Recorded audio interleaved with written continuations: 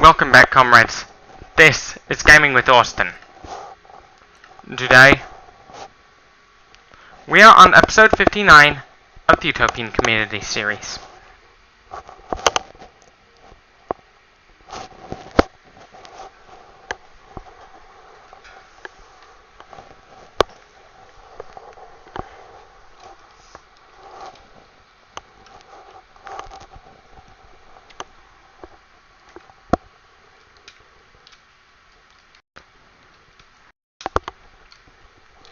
What we are doing this episode is what I'm gonna do is I'm gonna try to finish up the third round of bezels.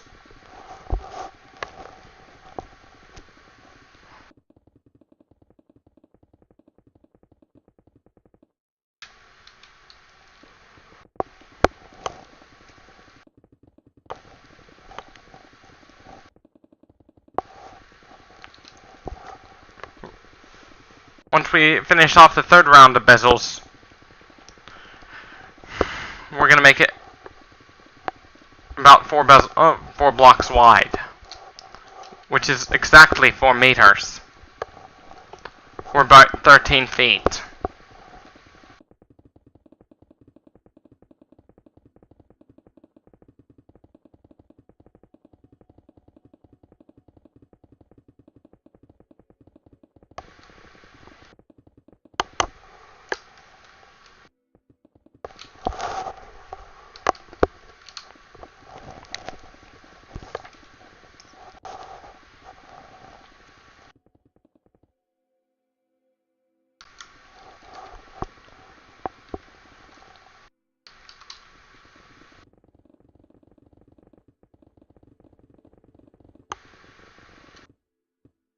Got sidetracked. Oops.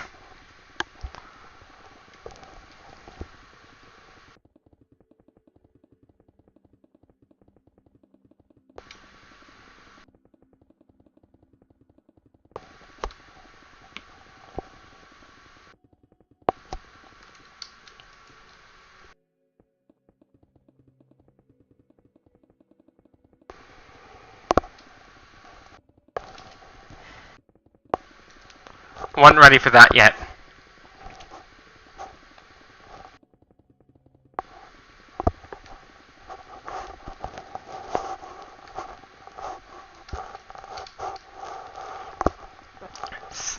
Like, the difference between sex and gender is that sex is physiological, gender is psychological.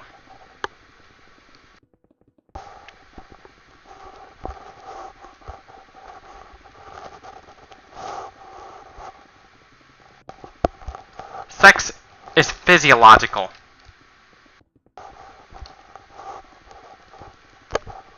It's possible for someone to have a female gender and a male sex, or vice versa, male gender, female sex.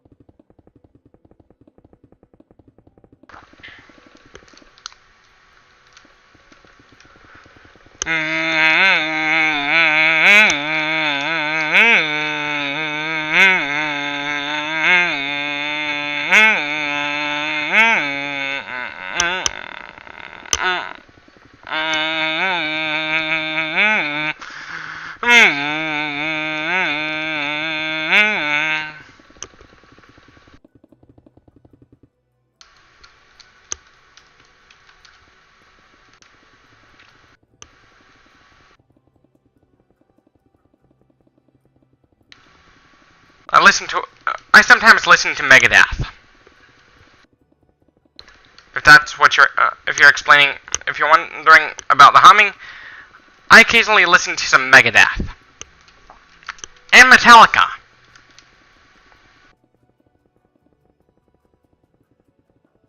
I love some good old Metallica.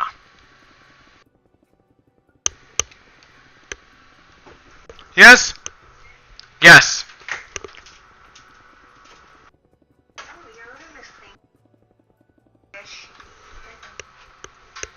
Oh. 1.5.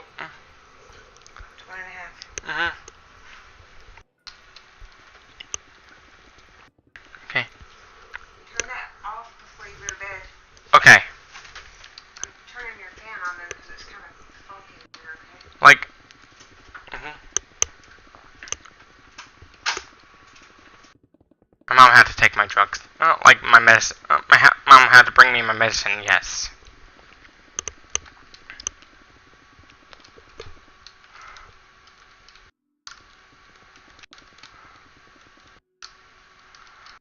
Mm-hmm.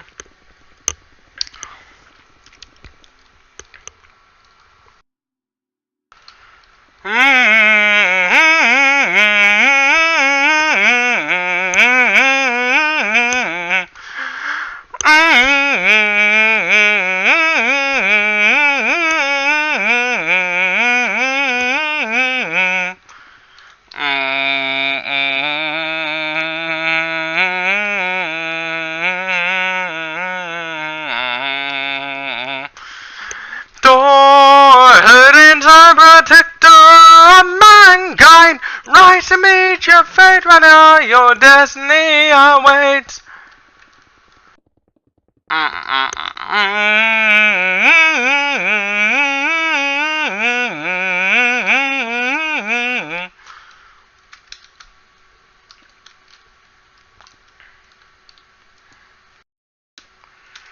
The reason I'm putting that groove on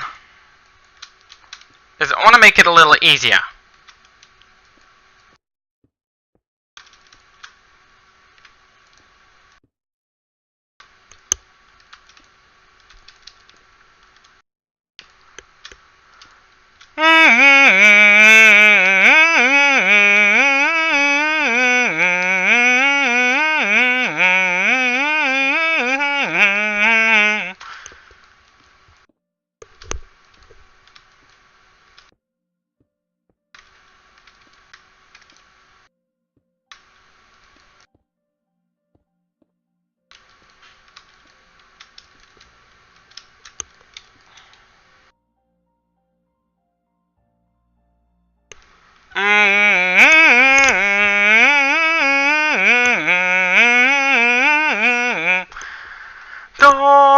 Odin's our protector of mankind. Rise to meet your fate right now. Your destiny awaits. Thor, Odin's our protector of mankind.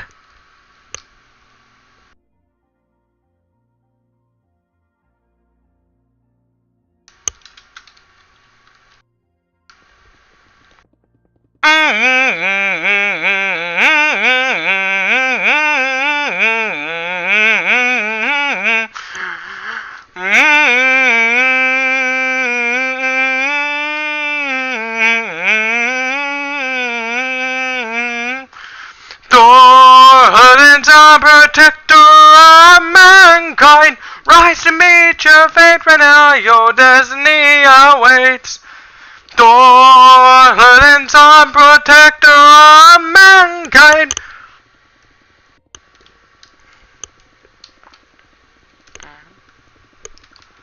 And then the communist motherland of the United People's Republic.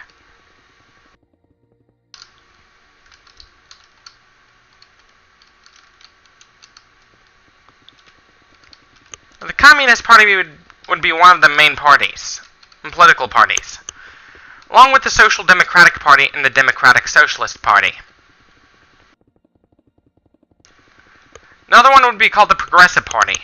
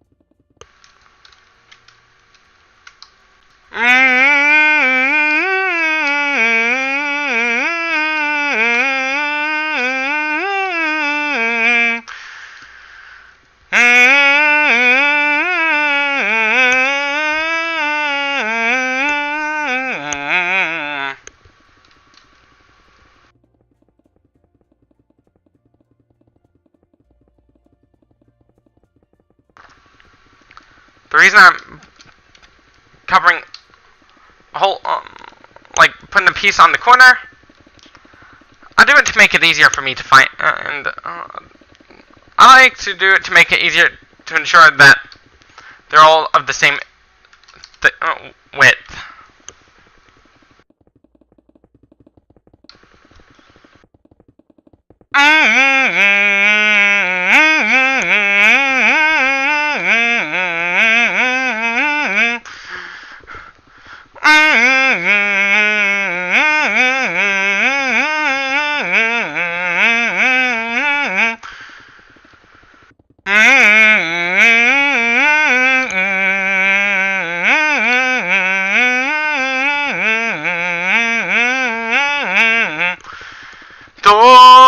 Odin's our protector of mankind.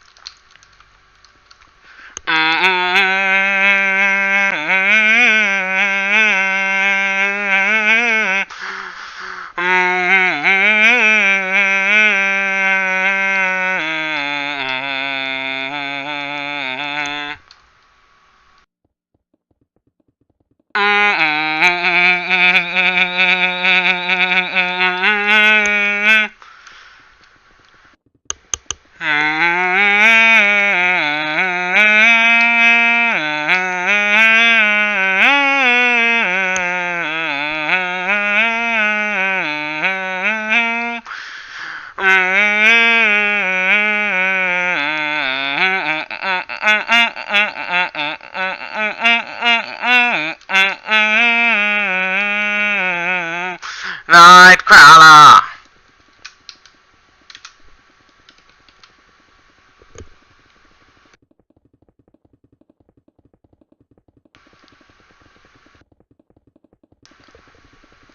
And there'd be other major parties too. Like, it wouldn't just be the Communist Party and the Social Democratic Party that take part in politics. The Democratic Socialists would also take part too. And the Progressives.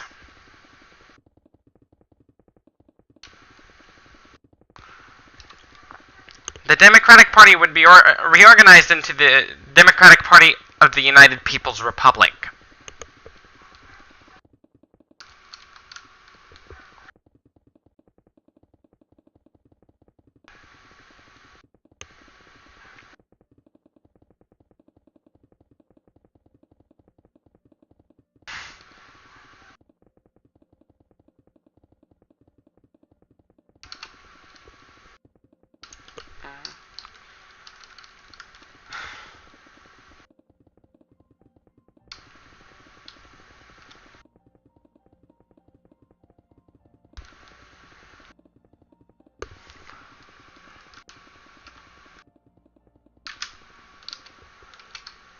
Both partisans and non-partisans alike would be able to go into politics.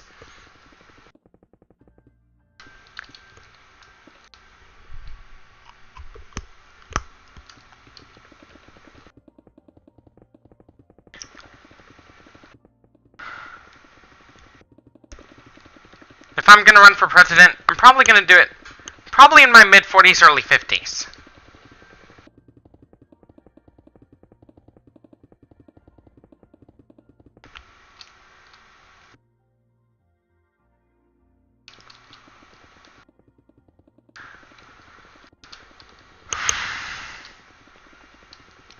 Because if I did it in my 30s, it's gonna suck.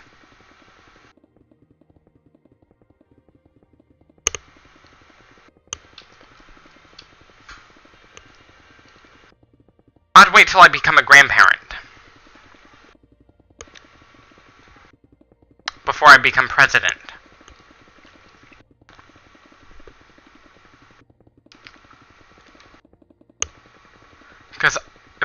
case I have kids, I want to be around my children. I'd like to be around my children. Like, even on weekends. I'd rather wait till my children have grandchildren. No, have children until I could run for president.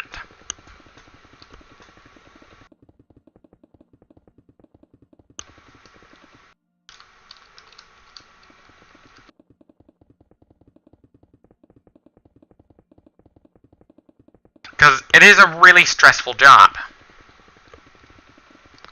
Psychologically stressful. Because you gotta deal with risks of getting assassinated. For starters. Because there are some you gotta face the risks of accusations of committing affairs. You have very little rights as president.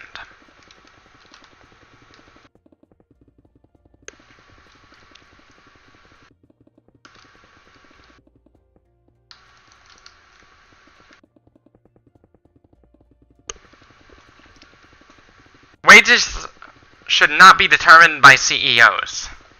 They should be determined by the workers. Like, on a majority rule.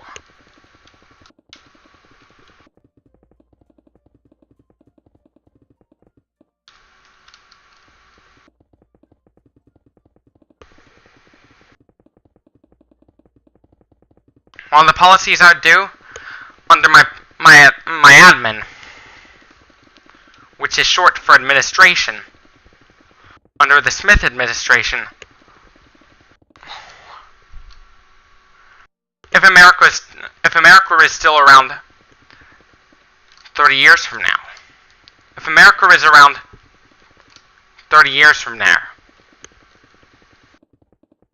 then I run for president, I'd wait till I'm like 50 or 60 years old.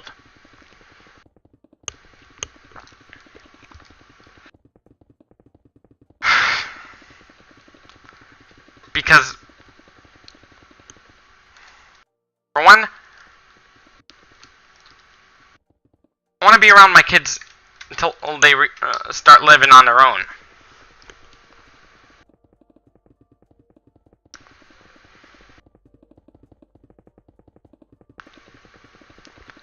If whenever it gets my presidential salary, if I run for president, I'm not taking the full salary.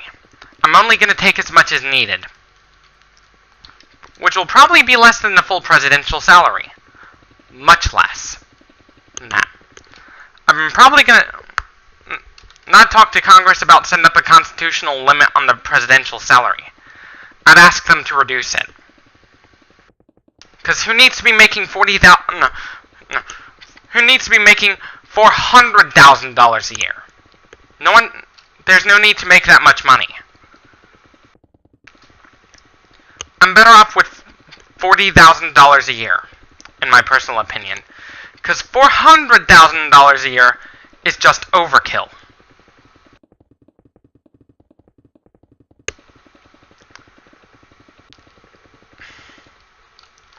Not talk to Congress about abolishing pension. I'd like them to be entitled to health care. Free health care for the rest of their lives.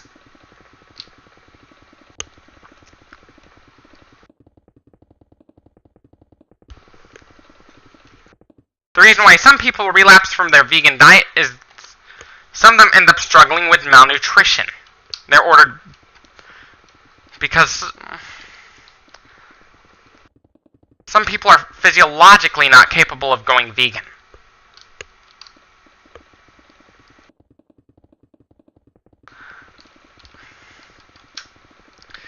It's been a couple of weeks since I decided to go vegan. Now, all I have to do is reduce the honey consumption and other insect products. That's my goal now. Because I decided to ditch eggs and dairy because with dairy, calves are torn from their mothers right after they're born, just so we could drink their milk. once they've been milked up, after about 5 years, they get sent to, like the mother cows are sent to the slaughter, the male calves are sent to veal farms.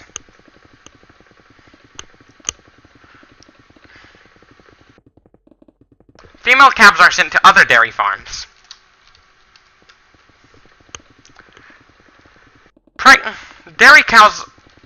Female dairy cows are subject to a lot of rape.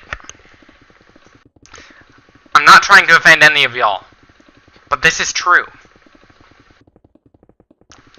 Dairy cows are more or less raped. Very frequently. Just to keep the milk flowing. They ram a tube full of bull semen up the cow's vagina. I know this may make you want to spit out your milk. Because cows cannot produce milk unless they're pregnant.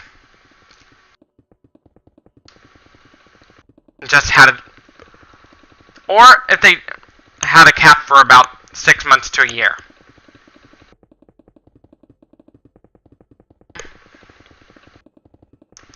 Instead of raping cattle to keep the milk flowing, look for pregnant cattle.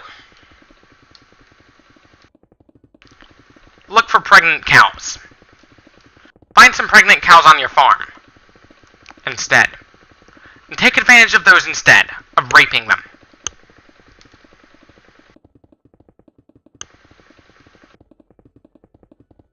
If we reduce our meat consumption and dairy consumption, we could go back to old school farming method, animal farming. If I was an animal farmer, I'd let the animals live their natural lifespan.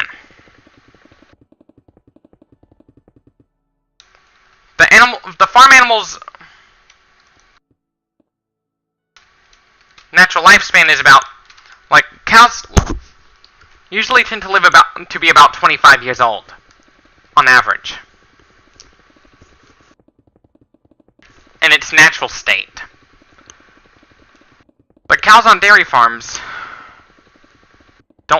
usually don't live that long, because they get slaughtered. The reason you can't force your animal into submission before you slaughter them, even if you put them into submission, they're still going to try to run away.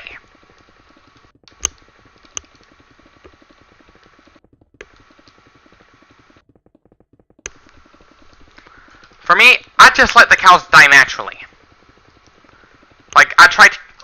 I do it with the goal of trying to keep them alive as long as possible.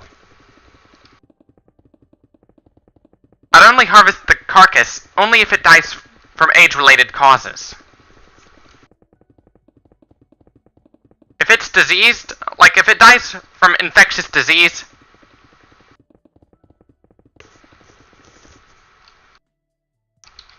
that carcass is of no use.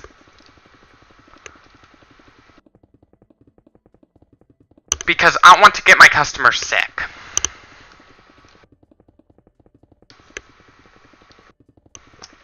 From food poisoning, aka foodborne illness. Not take my cows for genetic testing to see if they have a mutation that will cause mad cow disease. If they carry the mutation, I'd have them euthanized by a veterinarian.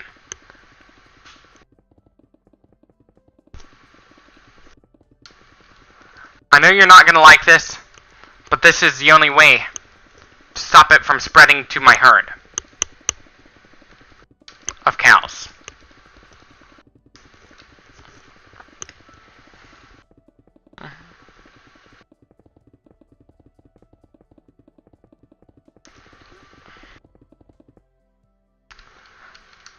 I'm not going to feed them tainted animal feed.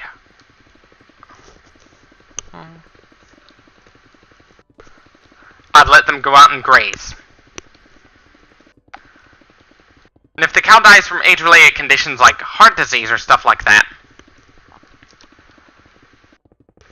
I'd take them straight to the butcher.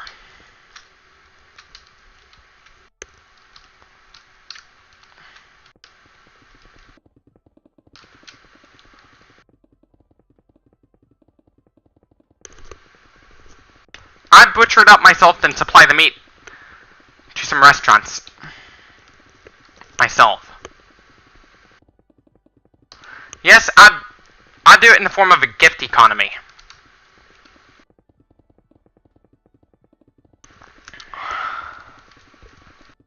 Like, I'd farm the animal with the intention of trying to keep it alive as long as possible.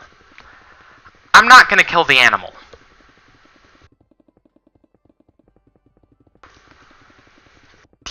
The most humane meat out there is farms in which animals live their natural lifespans, and when they die from old age, they get taken straight to the butcher.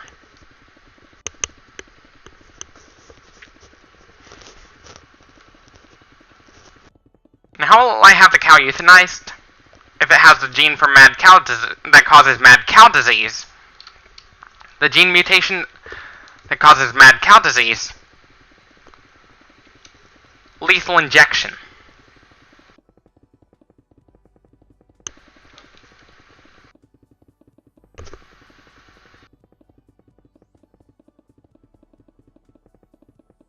I do it to prevent the entire herd from getting sick.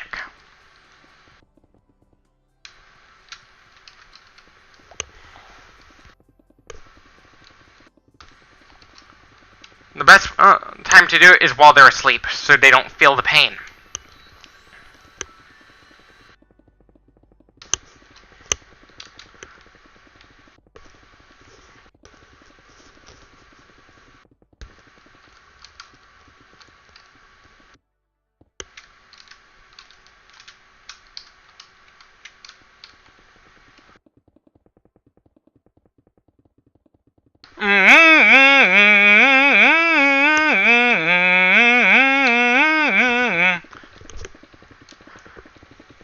Why lethal injection, you ask?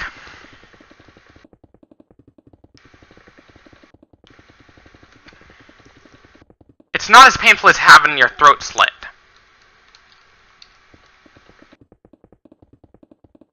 Because in slaughterhouses across America,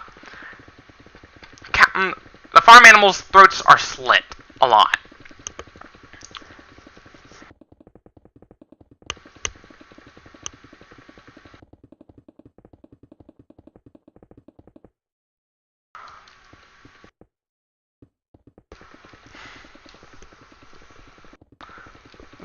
Like, if your throat gets slit while you're asleep, the lack of oxygen, like, your brain would tell you you have to wake up. Because that's the only way how you could survive. Because if your throat gets slit while you're asleep and your body doesn't tell you that you have to wake up to stop the bleeding, you're gonna die. Without even realizing it.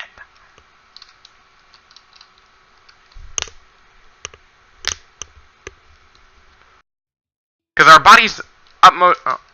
what drives the animal into not willing to die? There's something called the panphobia, which is the fear of the unknown. Or the fear of everything. It's the only fear that no animal has ever overcome. Anyways, thank you for watching. Stay tuned for more. Share this with your comrades on social media. Like Instagram, at Gaming with Austin. Support me on Patreon. As always, thank you for watching. Stay tuned for more. And peace out.